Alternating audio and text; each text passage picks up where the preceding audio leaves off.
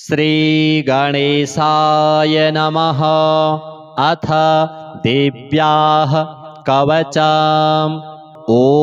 अस्य श्री चण्डीकवचस्य ब्रह्मा ऋषिः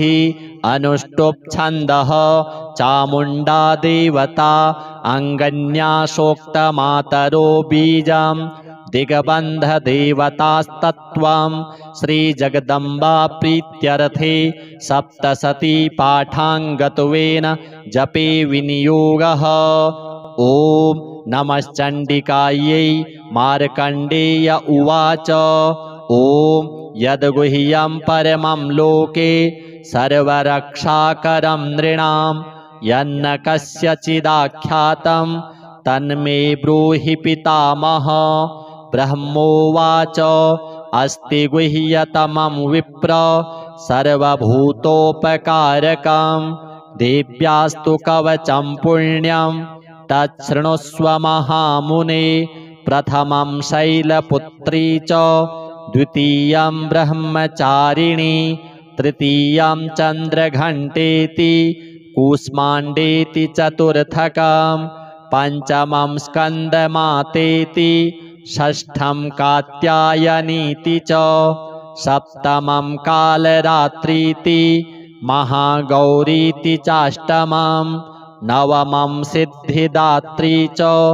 नवदुर्गाः प्रकीर्तिताः। उक्तानेतानि नामानि ब्रह्मणैव महात्मना अग्निना दह्यमानस्तु शत्रुमध्ये गतो रणे विषमे दुर्गमे चैव भयार्ताः शरणं गताः न तेषां जायते किंचिदशुभं रणसङ्कटे नापदं तस्य पश्यामि शोकदुःखभयं नहि यस्तु भक्त्या स्मृता नूनं तेषां वृद्धिः प्रजायते। ये त्वां स्मरन्ति देवेशि रक्षसे तान्न संशयः। प्रेतसंस्था तु चामुण्डा वाराही महिषासना ऐन्द्रिगजसमारूढा वैष्णवी गरुडासना माहेश्वरी वृषारूढा कौमारी शिखिवाहना लक्ष्मीः पद्मासना देवी पद्महस्ता हरिप्रिया श्वेतरूपधरा देवी ईश्वरी वृषवाहना ब्राह्मी हंससमारूढा सर्वाभरणभूषिता इत्येता मातरः सर्वाः सर्वयोगसमन्विताः नानाभरणशोभाढ्या नानारत्नोपशोभिताः दृश्यन्ते रथमारूढा देव्यः क्रोधसमाकुलाः शङ्खं चक्रं गदां शक्तिं हलं च मुशलायुधं खेटकं तोमरं चैव परशुं पाशमेव च कुन्तायुधं त्रिशूलं च सारङ्गमायुधमुत्तमं दैत्यानां देहनाशाय भक्तानामभयाय च धारयन्त्यायुधानित्थं देवानां च हिताय वै नमस्तेस्तु महारौद्रे महाघोरपराक्रमे महाबले महोत्साहे महाभयविनाशिनी त्राहि मां देवि दुष्प्रेक्ष्ये शत्रूणां भयवर्धिनी प्राच्यां रक्षतु मामैन्द्री आग्नेयामग्निदेवता दक्षिणेवतु वाराही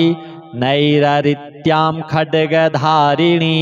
प्रतीच्यां वारुणी रक्षेत् वायव्यां मृगवाहिनी उदीच्यां पातु कौमारी ऐशान्यां शूलधारिणी ऊर्ध्वं ब्रह्माणि मे रक्षेत् धस्ताद्वैष्णवी तथा एवं दश दिशो रक्षेत् चामुण्डा शववाहना जया मे चाग्रतः पातु विजया पातु पृष्ठतः। अजिता वामपार्श्वे तु दक्षिणे चापराजिता शिखामुद्योतिनी रक्षे तुमामूर्ध्नि व्यवस्थिता मालाधरी ललाटे च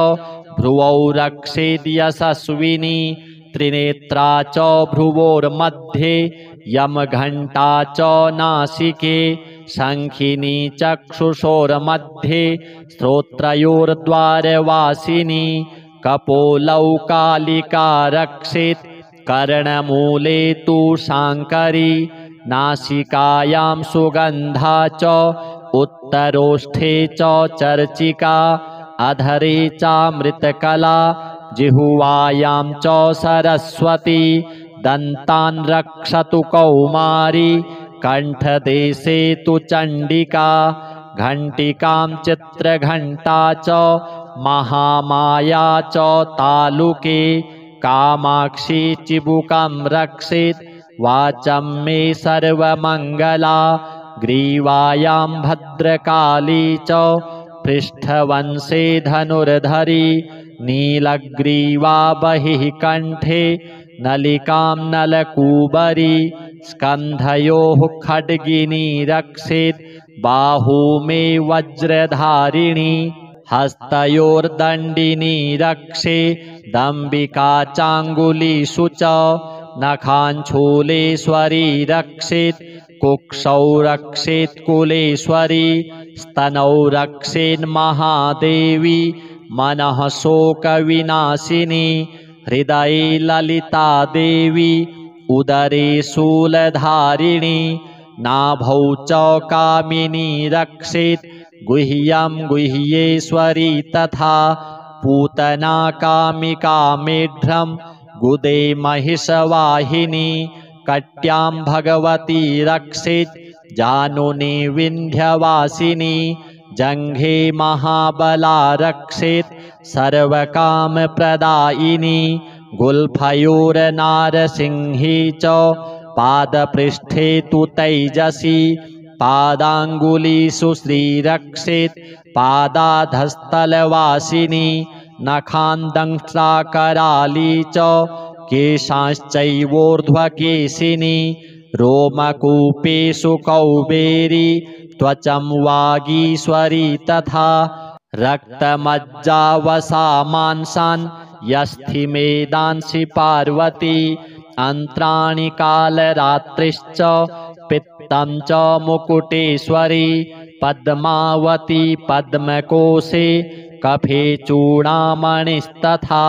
ज्वालामुखी नखज्वाला मभिद्या सर्वसन्धिषु शुक्रं ब्रह्माणि मे रक्षेत् छायां छत्रेश्वरी तथा अहङ्कारं मनोबुद्धिं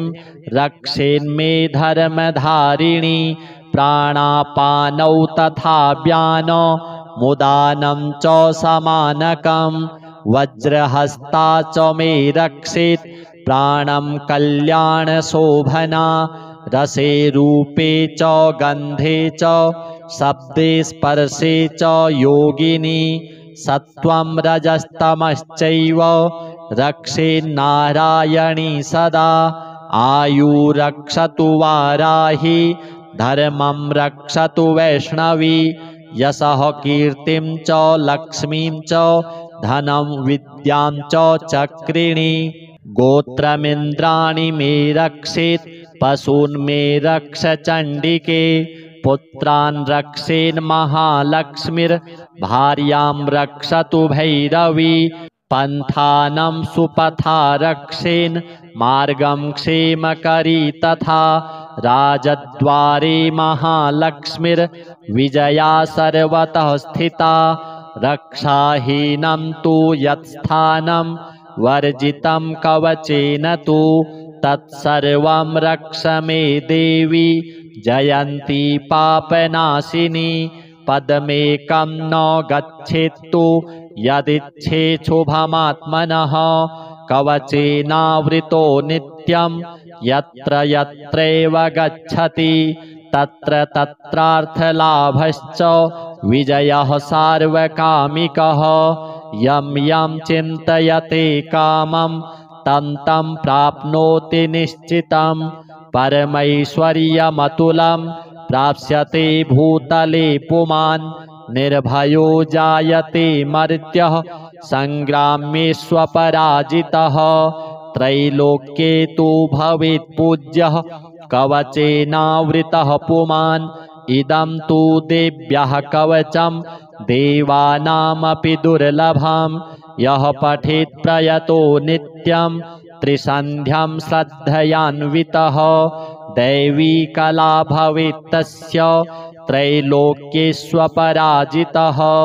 जीवेद् वर्षशतं साग्रमपमृत्युविवर्जितः नश्यन्ति व्याधयः सर्वे लूता विस्फोटकादयः स्थावरं जङ्गमं चैव कृत्रिमं चापि यद्विषम् अभिचाराणि सर्वाणि मन्त्रयन्त्राणि भूतले भूचराः खेचराश्चैव जलजाश्चोपदेशिकाः सहजा कुलजा माला डाकिनी शाकिनी तथा अन्तरिक्षचरा घोरा डाकिन्यश्च महाबलाः ग्रहभूतपिशाचाश्च यक्षगन्धर्वराक्षसाः ब्रह्मराक्षसवेतालाः कूष्माण्डा भैरवादयः नश्यन्ति दर्शनात्तस्य कवचे हृदि संस्थिते मानोन्नतिर्भवेद्राज्ञस्तेजो वृद्धिकरं परं यशसा वर्धते सोऽपि कीर्तिमण्डितभूतले जपेत् सप्तशतीं चण्डीं कृत्वा तु कवचं पुरा यावद् भूमण्डलं धत्ते सशैलवनकाननं तावत् तिष्ठति मेदिन्यां सन्ततिः पुत्रपौत्रिकी देहान्ते परमं स्थानं यत्सुरैरपि दुर्लभं प्राप्नोति पुरुषो नित्यं महामाया प्रसादतः लभते परमं रूपं शिवेन सह मोदते। ॐ अथ श्री अर्गला स्तोत्रम्। ॐ अस्य श्री अर्गला स्तोत्रमन्त्रस्य विष्णुरऋषिः अनुष्टुप् छन्दः श्रीमहालक्ष्मीर्देवता श्रीजगदम्बा प्रीतये सप्तशती पाठाङ्गत्वेन पाठे विनियोगः। ॐ नमश्चण्डिकायै मार्कण्डेय उवाच ॐ जयन्ती मङ्गला काली भद्रकाली कपालिनी दुर्गा क्षमा शिवा धात्री स्वाहा स्वधा नमोऽस्तुते। जय त्वं देवी चामुण्डे जय भूतार्तिहारिणी जय सर्वगते देवी कालरात्रि नमोऽस्तुते। मधुकैटभविद्रावि विधात्रिवरदे नमः। रूपं देहि जयं देहि यशो देहि दिशो जहि महिषासुरनिर्णासि भक्तानां सुखदे नमः। रूपं देहि जयं देहि यशो देहि द्विषो जहि रक्तबीजवधे देवी चण्डमुण्डविनाशिनी। रूपं देहि जयं देहि यशो देहि द्विषो जहि शुम्भस्यैव निशुम्भस्य धूम्राक्षस्य च मर्दिनी। रूपं देहि जयं देहि यशो देहि दिशो जहि वन्दिताङ्घ्रियुगे देवी सर्वसौभाग्यदायिनी। रूपं देहि जयं देहि यशो देहि दिशो जहि अचिन्त्यरूपचरिते सर्वशत्रुविनाशिनी। रूपं देहि जयं देहि यशो देहि द्विषो जहि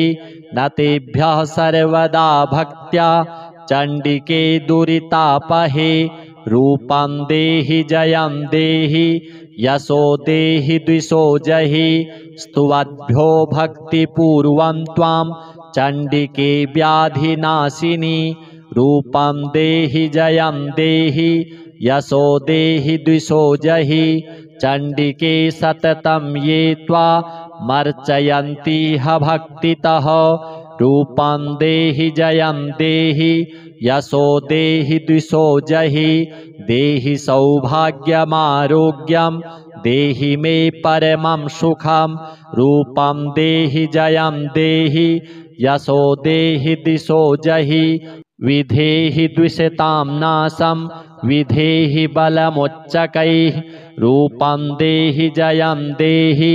यशो देहि दिशो जहि विधेहि देवि कल्याणं विधेहि परमां श्रियं रूपं देहि जयं देहि यशो देहि द्विषो जहि सुरासुरशिरोरत्न निघृष्टचरणेऽम्बिके रूपं देहि जयं देहि यशो देहि दिशो जहि विद्यावन्तं यशस्वन्तं लक्ष्मीवन्तं जनं कुरु रूपं देहि जयं देहि यशो देहि द्विषो जहि प्रचण्डदैत्यदर्पघ्ने चण्डिके प्रणताय मे रूपं देहि जयं देहि यशो देहि दिशो जहि चतुर्भुजे चतुर्वक्त्र संस्तुते परमेश्वरी रूपं देहि जयं देहि यशो देहि द्विषो जहि कृष्णेन संस्तुते देवी शश्वद्भक्त्या सदाम्बिके रूपं देहि जयं देहि यशो देहि द्विषो जहि हिमाचलसुतानाथ संस्तुते परमेश्वरी रूपं देहि जयं देहि यशो देहि द्विषो जहि इन्द्राणीपतिसद्भाव पूजिते परमेश्वरी रूपं देहि जयं देहि यशो देहि द्विषो जहि देवी प्रचण्डदुर्दण्ड दैत्यदर्पविनाशिनी रूपं देहि जयं देहि यशो देहि दिशो जहि देवी भक्तजनोद्दाम दत्तानन्दोदयेऽम्बिके रूपं देहि जयं देहि यशो देहि दिशो जहि पत्नीं मनोरमां देहि मनोवृत्तानुसारिणीं तारिणीं दुर्गसंसार सागरस्य कुलोद्भवाम् इदं स्तोत्रं पठित्वा तु महास्तोत्रं पठेन्नरः स तु सप्तशती संख्या वरमाप्नोति सम्पदाम् ॐ अथ कीलकम् ॐ अस्य श्री कीलकमन्त्रस्य शिवऋषिः अनुष्टुप् छन्दः श्रीमहासरस्वती देवता श्रीजगदम्बा प्रीत्यर्थं सप्तशती पाठाङ्गत्वेन पाठे विनियोगः ॐ नमश्चण्डिकायै मार्कण्डेय उवाच ॐ विशुद्धज्ञानदेहाय त्रिवेदी दिव्यचक्षुषे श्रेयः प्राप्तिनिमित्ताय नमः सोमार्धधारिणे सर्वमेतद्विजानीयान् मन्त्राणामभिकीलकं सोऽपि क्षेममवाप्नोति सततं जाप्यतत्परः सिद्ध्यन्त्युच्चाटनादीनि वस्तूनि सकलान्यपि एतेन स्तुवतां देवी स्तोत्रमात्रेण सिद्ध्यति न मन्त्रो नौषधं तत्र न किञ्चिदपि विद्यते विना जाप्येन सिद्ध्येत सर्वमुच्चाटनादिकं समग्राण्यपि सिद्ध्यन्ति लोकशङ्कामिमां हरः कृत्वा निमन्त्रयामास सर्वमेवमिदं शुभं स्तोत्रं वै चण्डिकायास्तु तच्च गुप्तं चकारसः